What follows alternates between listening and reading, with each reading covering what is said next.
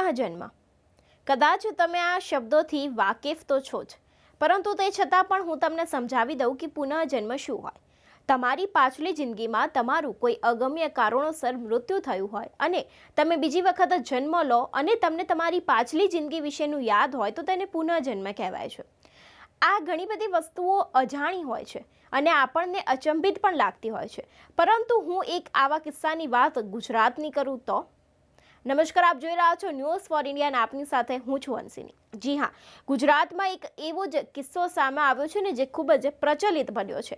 આ કિસ્સો છે પાલનપુર તાલુકાના ખસા ગામના ગરીબ શ્રમિક પરિવારની બાળકીનો.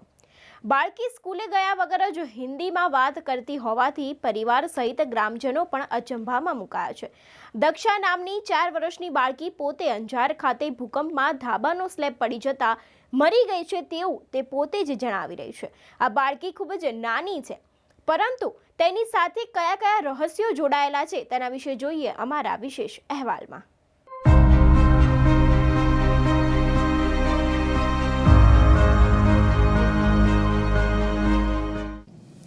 આ વાત છે પાલનપુર તાલુકાના ખસા ગામની.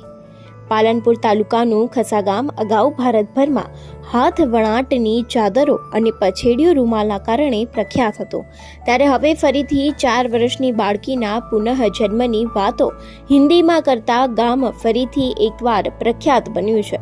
ખસા ગામે સરપંચ વાલજીભાઈ પટેલના ખેતરમાં ભાગ્યા તરીકે કામ કરતા ગામના જેતાજી ઠાકોરને સંતાનમાં એક દીકરો અને 2 દીકરીઓ છે, જેમાં સૌથી નાની 4 વર્ષની બાળકી દક્ષા બોલતા શીખી ત્યારથી જ હિન્દીમાં બોલવા લાગી હતી અને કંઈ પણ જોઈએ તો હિન્દીમાં જ બોલતી.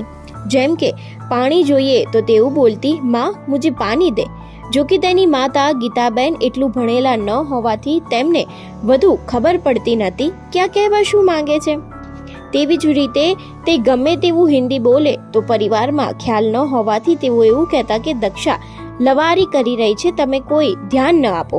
સ્કૂલે ગયા વગર કોઈ પણ પ્રકારના ટીવી, સિનેમા કે સોશિયલ મીડિયાના માધ્યમ જોયા વગર પણ આજુબાજુ કોઈ પ્રકારનું હિન્દી વાતાવરણ ન હોવા છતાં પણ દક્ષા હિન્દી બોલવા લાગતા સૌ અચંભામાં મુકાયા હતા.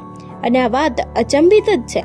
તેની પૂછપરછ કરતા ભગવાને અહીં તેને મોકલી છે અને તે અંજારમાં હતી અને તેના માતા પિતા પણ અંજારમાં રહેતા હતા અને ભૂકંપ વખતે ધાબુ પડતા તે મરી ગઈ હોવાનું રટણ કર્યા કરે છે.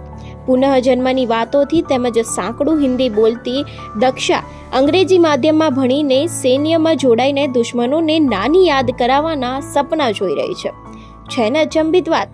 કાકા, શું આ છોકરી તમને આમ જે હિન્દી બોલે અને તમને અલગ અલગ अरे बचपन से बोलती थोड़ी हिंदी, पर जब हिंदी बोली ने मम्मी ने खबर ना पड़ी कि मम्मी मारा बिस्तर कहाँ પડ્યા है.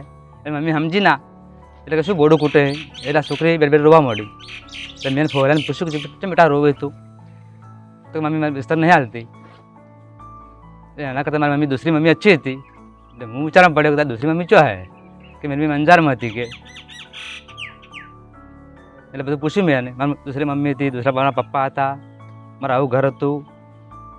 હાલ કેટલા વાગ્યા ક્યારે આવ્યું, ક્યારે થયું? હમણાં બોલો છે, ચાલી બોલ જ છે. બરાબર. કેટલા વર્ષ? લગભગ અને 6-12 જલમ છે આનો તારીખ. બરાબર. એટલે 5મું રનિંગ છે આનું કોણ. અને અંજાર વાળું બધું ક્યારે કીધું હમણાં? ના એટલી વાત કરતી વહેલી અમારે મને તો બકાય હે થોડી. બરાબર.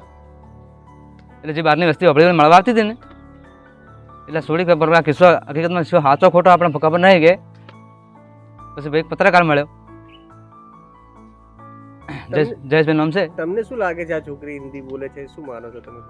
કોઈ કોઈને કુદરત ચમત્કાર છે મને કે શું છે કોઈ ખબર પડતી નહીં મને. કોઈને સ્કૂલ જોઈ નહીં.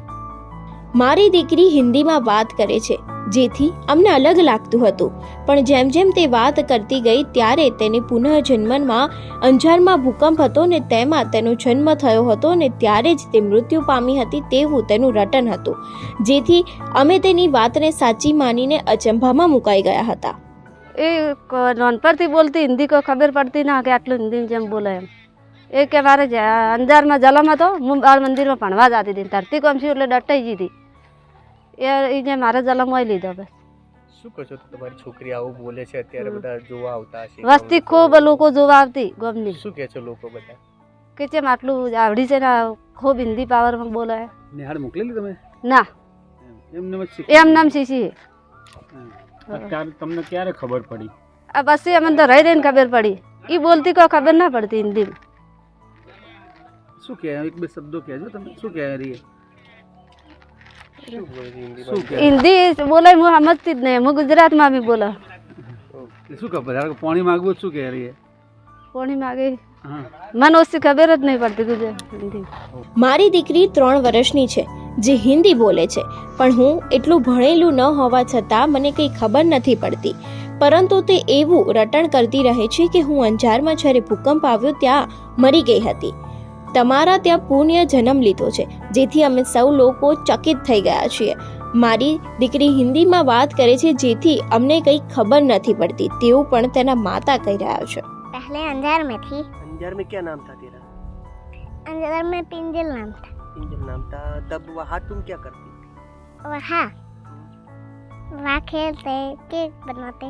ठीक है। मम्मी पापा क्या करते थे? वो तो नहीं पता। उधर क्या नौकरी करते थे मम्मी पापा? मम्मी पापा पापा तो ऐसे नौकरी करते थे, केक बनाने की। केक बनाने की। और क्या हुआ था तेरे साथ उधर? वहाँ मैं मर गई थी। कैसे मरी थी? मेरे ऊपर एक बड़ा सा ढाबा गिरा था। ढाबा कैसे गिरा था? घर पे गम हुआ था। धरती कब हुआ था? कब हाँ? हुआ था? 2 साल में। उस और मम्मी पापा भी साथ में उस टाइम मर गए थे नहीं, तो उस टाइम खाली मैं ही मरी थी। तो मम्मी पापा किधर थे तब? तब वो तो अपना काम कर रहे थे। काम कर तू घर पे थी? हाँ। तब तू कितने साल की थी उधर? तभी तो इतने साल की थी। कितने साल की थी? छोटी थी बड़ी? बड़ी थी या छोटी? थोड़ी बड़ी हुई थी। थोड़ी बड़ी हुई थी। और पढ़ने जाती थी? हाँ, बाल मंदिर में जाते। बाल मंदिर में जाती थी। सही सही। और क्या बोलता हूँ उधर तेरा मम्मी पापा का नाम क्या था? वो नहीं पता। नहीं पता। बराबर। तो अभी इधर आई है, दूसरा क्या मालूम है तेरे को उस जन्म का? दूसरा कुछ नहीं मालूम। कुछ तो मालूम होगा ना, तू कैसे घूमती थी, किधर खेलती थी उधर? दूसरा कुछ नहीं मालूम, बताया तेरे ना। साथ तेरा कोई दोस्त आता ही है? हाँ, मेरे बहुत दोस्त थे। दोस्तों का नाम उसका याद नाम है?